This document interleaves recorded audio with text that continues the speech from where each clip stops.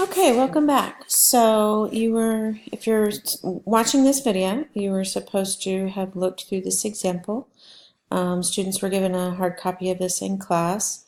It has two programs here, person and person driver, and the question was what is displayed as a result of executing this person driver. So I'm going to go over to the code to look at it more closely. So here's our person driver, and we're getting more comfortable now with this syntax. So here we have an object called Sally, and Sally's type is person. And here we see that we're calling a 1, 2, 3, 4 arg constructor to set 4 values for Sally. So to figure out what those 4 values are and how they're going to be assigned, we can go to the person class. And so here we see the instance variables. So Sally is a person, so immediately when we created her, she gets assigned an age variable, a height variable, a location variable, and a full name variable.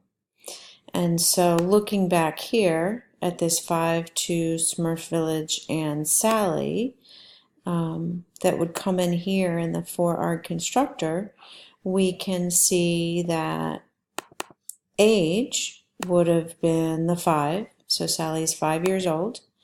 2 would be her height, so she's in Smurf Village, so she's 2 inches, I guess. Does it say? I don't know if it says. This is where she is. She's in Smurf Village. And the last variable, this Sally string, is n, and we could assume that will probably go into the full name, or we can see here full name equals n, right? So all of these variables are getting set here with the constructor. So when we're in the person driver and we say, okay, well, how does Sally get printed? What will it look like? That's when, remember, we want to go look at the person. Since Sally is a person, we want to look at the person toString method. And if we look there, we can see that it returns an string format is just like printf. So remember, toString returns a string representation of the object that can be used to print. But it's returning a string, so the job is to build a string that represents the object. So you can use string format in the same way you use printf. So this is saying blank is blank inches tall, blank years old, and lives in blank. The first blank is a string, and it's the name. So we would expect it to say Sally is, how tall was she? She was 2 inches tall, 5 years old, and lives in, where was it? Smurf Village, right? So Sally got these values, so we would expect that. So Sally is 2 inches tall, 5 years old, and lives in Smurf Village. So if I run this, we'll see that we indeed got 2 inches tall, and we indeed got Sally, we got her name, but her years old says 0, and it says she lives in Null. So we just had a quick conversation about Null. It's like, why did her place not get initialized, and why did her age not get initialized? We passed the 5 here. We passed Smurf Village. What happened to those values? So if we go over and look at person, this brings up a scope issue. So remember, these are the variables I want to change with Sally. And so indeed, age, height, location, and full name are here, right? These are the variables coming in. Now notice the age and the location, the 2 that I'm missing. The variable name is the same as the instance variable name. So for height, it was just an age. But for age, they use the name age. And so what happens is we end up having 2 age variables. And so here, when we say age equals age, Java will look in this method for age first, and it goes, oh, I found an age. So it kind of sets it equal to itself. And remember, this age, when I hit this ending brace, goes away. Sally's age, that goes on forever, gets some weird default value that I didn't give it. It just gives it a 0. So the same thing happens with location here, is I'm setting this location to itself, and when I leave this method, both of them are just wiped out.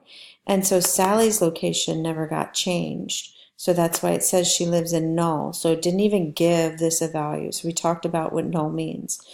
So one fix is, of course, to change this to an A, right? And then say age equals A, right? Like that. But we want to be aware of another fix, and a lot of students really prefer to write their code this way, so it's good to learn about. So it turns out there's a way I can make it work just like this. And the way I do that is when I want to specify these variables, I can add this keyword this to it. So now I'm saying I want you to take the quickest age you can find, which is this one, and I want you to store that value in this dot age. Whenever you say this dot, it's as if you're saying this current object's age. So this is all the this current object stuff. So all of these are my this variables. I have a this dot age, a this dot height, a this dot location, a this dot full name. Now with height, I didn't have to put this because when I said height here, it looked in this method, or in this constructor, it did not find it, so then it looked up here and oh, here it is, and it used that one. With age, it looked locally and it found this one. So we can actually put this dot on all of these. We don't necessarily need it on all of them, but for some students, it helps them to keep track of the fact that the variable I'm working with are these guys up here and not some local variable. So a lot of students prefer to use this all the time, which is fine. If you don't like to use it, if you would rather do this, that's fine also. But there will be times where you'll be given a scenario like this, and you need to know that in this case, this dot age and this dot location will be required to get the desired result. Height and full name could be left alone. So I'm going to recompile this. I'm going to go to our person driver. I'm going to run it, and we're now going to see we have Sally's age and we have where she lives. So now her values are getting initialized properly. So that was this. We'll see some more applications of this later. But this is a good start, and again, it ties into scope, and we can also see we have this null thing, and so it's not a total mystery now, right? But that is that. So happy coding.